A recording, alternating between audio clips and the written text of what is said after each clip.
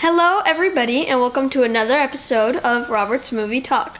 I haven't done one in a very long time, if you may or may have not known if you watch the show or not, or if this is the first time you've seen the show, that I have not made one in a long time. So I decided that I am going to take the last 3 or so weeks of movie news and I'll sort of put them together, but I'll do the more recent ones.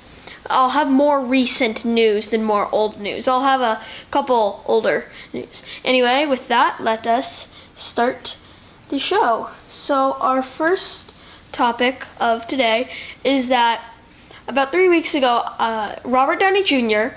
said that on the Ellen Show, because he was on the Ellen Show and then he went on somebody's late night show, I can't remember the name. And the Ellen Show, he confirmed Iron Man 4 coming, and then on the later night show, he said, wait, no, Iron Man 4 isn't coming. And now this is sort of confusing. Here's what I think what happened. Robert Downey Jr. said too much on the Ellen Show saying, oh, Iron Man 4 is confirmed. And then in between Ellen and the late night show, or whatever it was, he got a call from a Marvel exec and said, shh, don't say Iron Man 4 yet. We can't say Iron Man 4 yet. No, say it's not confirmed. I think that's what happened. But hey, if an Iron Man 4 is coming, I think it's a good idea. First off, if Marvel struggles ever with money, even though they practically have never struggled with money on a movie before, Iron Man is there to step in and make them $1 billion. I mean, the first one made like $700 million. Second one, I don't know these exact calculations, but I think the second one made around the same money.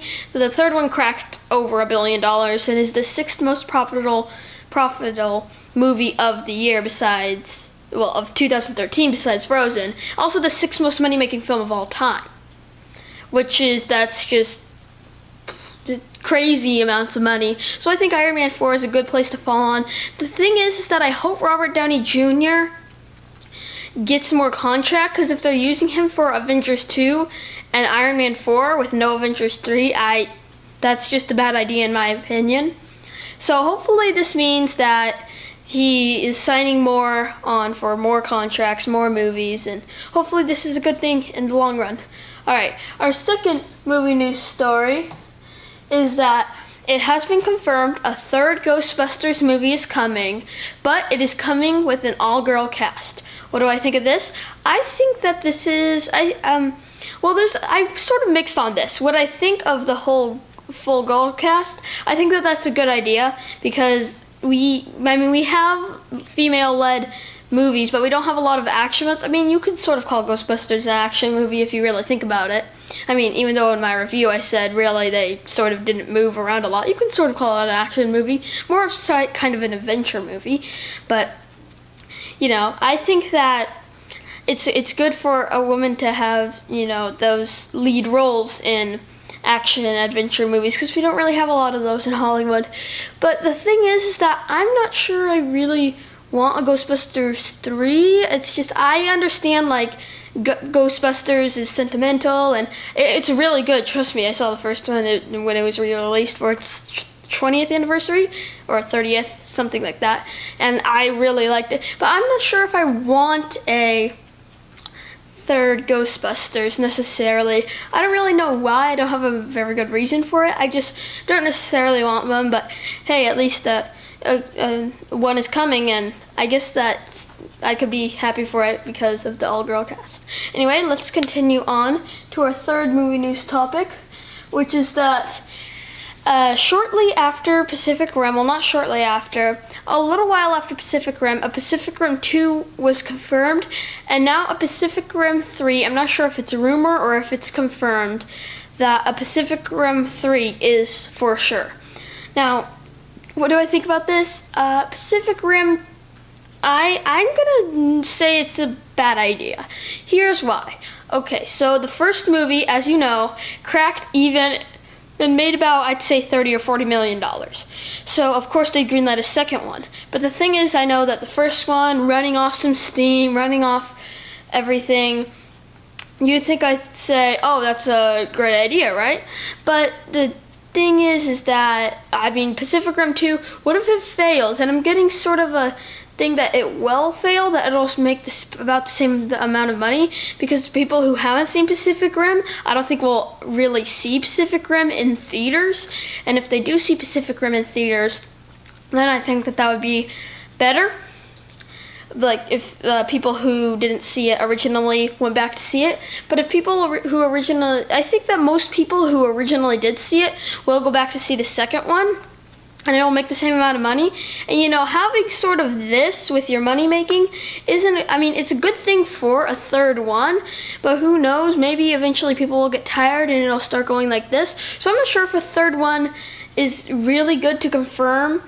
I mean, it's sort of good, because what if the second one is amazing and a lot of people see it? Then you're riding off steam of the second one. But at the same time, it's sort of like, what if the second one isn't as good and doesn't make as much money? I think I would wait a little while to see the reviews on the trailers and things like that for Pacific Rim and see how people marketed it. And then the week that Pacific Rim 2 opens, Pacific Rim 3 is coming. That's how I think that they should have done it. But hey, I guess I'm happy on one side, but not so happy on the other. I mean, since the Pacific Rim 3 is coming, which I believe it is, I'm really excited for that. I get a trilogy of Pacific Rim because I loved the first Pacific Rim, but I'm not sure if it's so good at a financial point. Anyway, on to our next movie news, which is one of my favorite ones to talk about. 2 big Avengers news came out. First, the Avengers 2 will have 3,000 visual effects shots. And I believe that's about 500 more than Guardians of the Galaxy. What do I think about this? Well, it's sort of hard to think more than Guardians of the Galaxy, because Guardians of the Galaxy practically is just visual effects with people in it, which is sort of weird to think about, you know.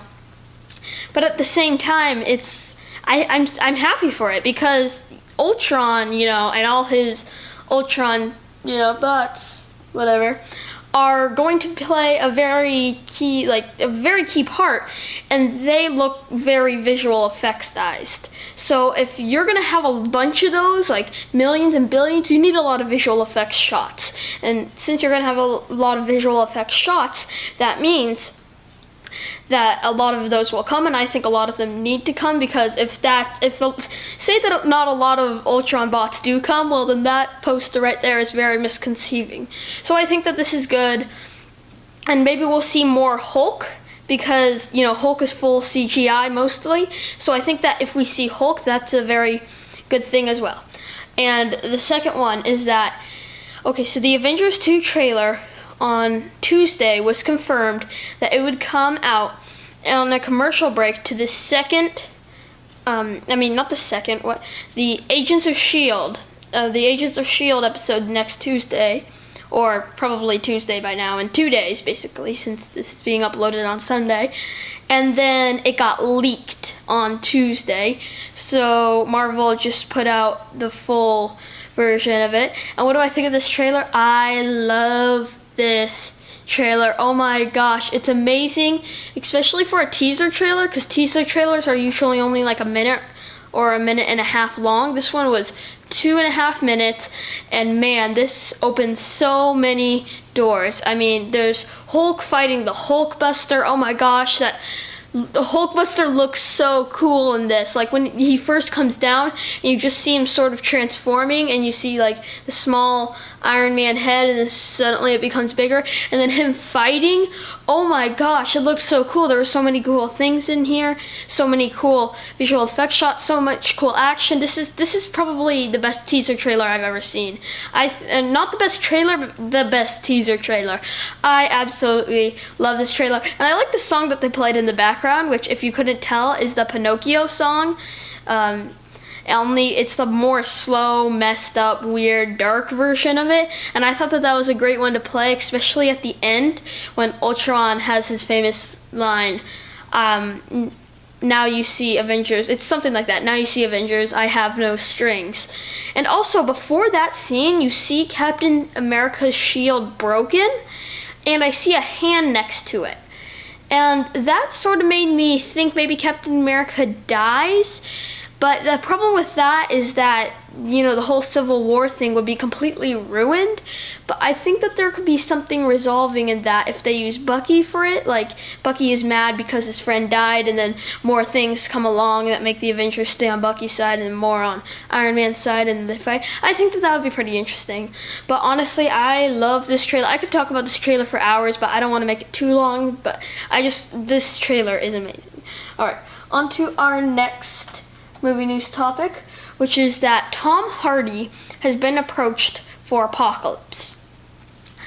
And, Apocalypse is the very famous X-Men character. Now, what do I think about this? I think that this, really it means nothing, in my opinion, because probably an actor of caliber of Tom Hardy is approached with a lot of things, and Apocalypse is probably just one of them. Plus, I'm not sure if he'd want to take it because he's sort of been confirmed for they're looking at him for Suicide Squad, and I think he would lean more towards Suicide Squad than Apocalypse, because Apocalypse, the thing is that Suicide Squad, he's already been in the DC universe. So if he's just going on to Suicide Squad, that would make a lot of sense. But going on to Marvel after, it seems like Marvel is trying to reach him back from Suicide Squad, but I think Tom Hardy will eventually go to Suicide Squad, so I don't really think that this means anything, in my opinion, but honestly, I don't think Tom Hardy will take the role. Anyway, on to our next movie news topic, which is that John Carter, as you know, the Disney movie that came out in 2012 and completely flopped, has gone to a new movie studio. Edgar Wright's, I don't know what it's called. It's like Broughs Inc. I think it's Broughs Inc. And they put out a word that they want to make John Carter a series. And now, what do I think about this? I think that this is very good. I loved John Carter, but financially it's a terrible idea, because the second one, even though it made a lot of money, it lost a lot of money. Just because the budget probably was so big, and they reshot, and they marketed it a lot, it took in a lot of money. And then even though it did make like $200 million, I believe, that didn't help, because all of the money was so much money was put into the film, like $300 million put into the film. And since that much money was put into the film and it only made $200 million, there goes $200 million. Just may as well throw $200 million in the air and shoot it with a shotgun. Boom, there it goes. So I'm happy that maybe some more are coming, but financially it makes absolutely no sense. On to our next movie news story, which is that Quicksilver, as you know, he was in Days of Future Past, has been confirmed that he's being in X-Men Apocalypse. Now, what do I think of this? I think that this is very good. I loved the Quicksilver in X-Men Days of Future Past. When the pictures originally came out with him, I'm like, what? That looks terrible. And they made him one of the best characters in the movie. The one problem that I have with X-Men Days of Future Past was that, I believe I only had one problem with it, which is that I wanted more Quicksilver. If Quicksilver could be in the film a lot more, I would have been much more happier. He's just one of the best characters in the movie, in my opinion, and now he's being in X-Men Apocalypse, and maybe even after X-Men Apocalypse, he could be in more movies. So I think that that's a very smart thing to do. Plus, Quicksilver got very good word of mouth. A lot of people liked him in the movie, so I think it's a very good idea. Anyway, on to our next movie news story. We have 3 more to go. Is that Christian Bale has been confirmed that he is going to be Steve Jobs. And now, what do I think about this? Great casting choice. If you remember him, he played Batman, and he's played many other roles, but the key role that I know from is Batman. And Batman is sort of that selfish, sort of rude at most of the time. And even though Steve Jobs wasn't rude most of the time, he was half and half, nice, rude, really, and had hissy fits and stuff. I can totally see Christian Bale being happy at sometimes, but really mad and angry at things at the others, and I think that he can break into those hissy fits that the Steve Jobs did have. So I think that this is a very great, I'd say, casting. On to our second to last movie news story, which is that The Hobbit has put out 3 new posters. Now, what do I think about these posters? Well, I couldn't find the posters online, so I just brought up an image. But the posters are one of Bard standing in front of a bunch of guards and looking back, one of Teriel reaching down to Gandalf as he's falling, and another one of, I don't remember who. I think it's Thorin. I'm not completely sure. Now, what do I think about these? I'm a giant Hobbit fan, and more posters is more seeing. So I'd buy the Bard one and the other one, but I'm not sure I'd really buy the Gandalf one because it's sort of giving away a key plot if you haven't read The Hobbit. Spoilers here. Gandalf supposedly dies but then comes back.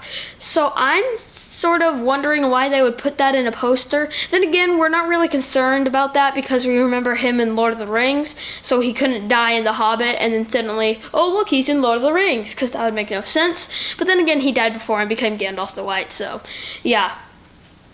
And I think that the Gandalf one is not a very good poster because it gives away some plot, but the other two I think are very good.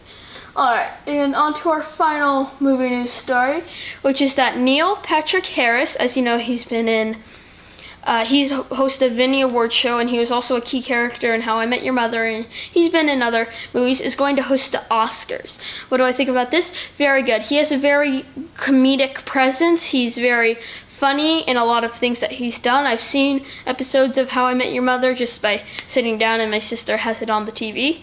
So I've seen him in many episodes, and I think that he is very, very good at his comedy and that he'll bring a great presence to the Oscars. Anyway, that is it for the movie news today. If you have any questions, which I will definitely answer any question that you send me, just email me at pixar206@gmail.com or leave it in the comment section below. Anyway, that's all I've got for today, and this is Robert Burke of Robert's Movie Talk.